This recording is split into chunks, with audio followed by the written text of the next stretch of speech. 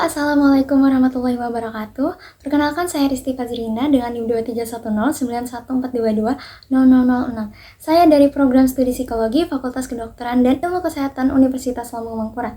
Nah, pada video ini saya akan menjelaskan terkait implementasi stoikisme pada quarter life crisis.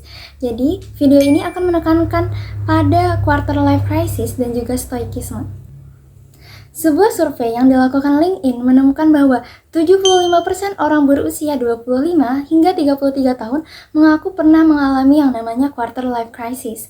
Nah, selanjutnya kita akan mengetahui apa itu quarter life crisis. Jadi, quarter life crisis adalah keadaan di mana individu akan mengalami berbagai masalah psikologis. Ini masalah krisis emosional dan juga merasa terombang-ambing di dalam kehidupan.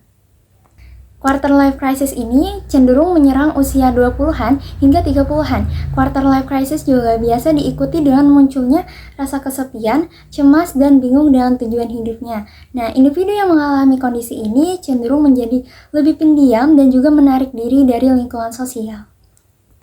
Nah, jadi quarter life crisis ini adalah kondisi yang wajar dialami oleh siapapun, apalagi di usia seperempat abad. Nah, beban dan kebutuhan hidup juga semakin bertambah. Selanjutnya adalah penyebab. Jadi penyebab utama dari quarter life crisis ini adalah adanya krisis identitas pada usia 20-an karena merasa tidak puas baik itu dalam pekerjaan, kemudian dalam hubungan, perkuliahan, dan juga ingin mencari jati diri mereka yang sebenarnya.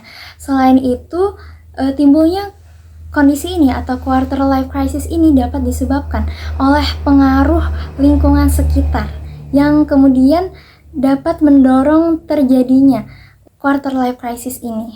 Kemudian, pertanyaan-pertanyaan yang dilontarkan di lingkungan sosial seperti kapan wisuda, kapan menikah, usia segini kok belum mapan, kemudian pertanyaan yang justru bagi sebagian orang adalah remeh, ternyata ini bisa menjadi pemicu dari yang namanya quarter life crisis. Faktor quarter life crisis ini lebih lanjut menurut Tholes, ini dapat dibedakan menjadi dua, yaitu faktor internal dan juga faktor eksternal. Nah, faktor internal adalah faktor yang berasal dari dalam diri. Jadi ini meliputi seperti pengalaman pribadi, kemudian moral, kasih sayang, kemampuan intelektual, serta emosi. Kemudian ada yang namanya faktor eksternal, dan ini adalah faktor yang berasal dari luar diri individu. Ini meliputi lingkungan sosial, kemudian kebutuhan sehari-hari, pendidikan, dan juga faktor sosial dan juga budaya. Dimensi dari quarter life crisis menurut Robbins dan Wilner membedakan dimensi ini menjadi 7. Yang pertama adalah bimbang dalam mengambil keputusan, yang kedua adalah putus asa, yang ketiga adalah penilaian diri yang rendah, yang keempat terjebak dalam situasi yang sulit, dan yang kelima adalah perasaan cemas, yang keenam merasa tertekan, dan yang ketujuh adalah kekhawatiran terhadap relasi. Nah, quarter life crisis ini mampu berdampak terhadap kondisi psikologis individu.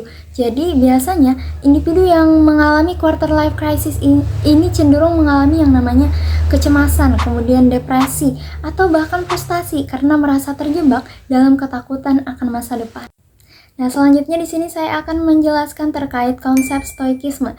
Jadi, stoikisme adalah sebuah ilmu filsafat dari zaman Yunani kuno yang didirikan oleh Zeno dari Citium pada awal abad ketiga sebelum Masehi.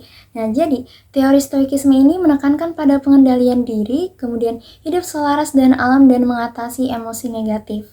Nah, filsafat stoikisme ini juga dapat membantu individu dalam mengelola stres dan menjaga ketenangan pikiran, dan juga meningkatkan kesejahteraan mental ataupun kesejahteraan psikologis. Stoikisme juga mengajarkan kunci untuk mencapai kebahagiaan, kemudian kekuatan diri, dan juga kebijaksanaan sebenarnya yang terletak pada kemampuan diri untuk memusatkan perhatian pada hal-hal yang berada di dalam kendali.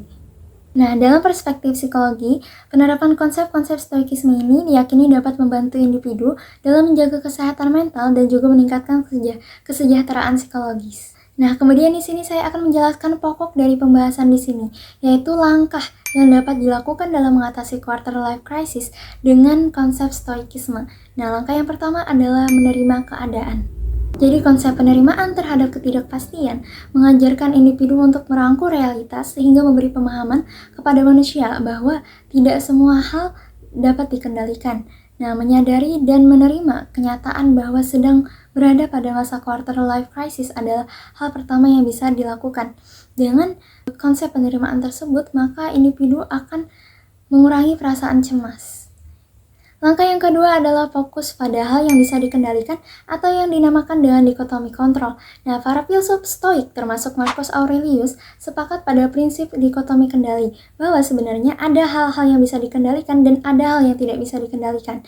Nah, hal-hal yang tidak ada di dalam kendali seperti opini orang lain terhadap individu, kemudian tindakan orang lain, kekayaan, kesehatan, kondisi saat lahir dan keadaan alam, dan juga hal-hal yang berada di luar diri. Sedangkan hal-hal yang berada di bawah kendali adalah meliputi persepsi, kemudian opini, pertimbangan, keinginan, tujuan, dan segala sesuatu yang merupakan pikiran dan tindakan pribadi.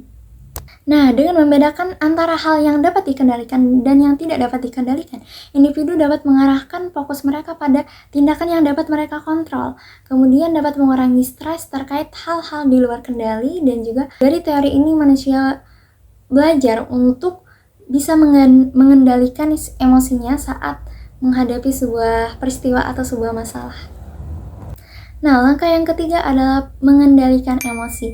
Jadi, pengendalian emosi ini sangat penting untuk dimiliki setiap individu, karena dengan hal tersebut individu dapat memahami dan mengelola emosi dengan baik.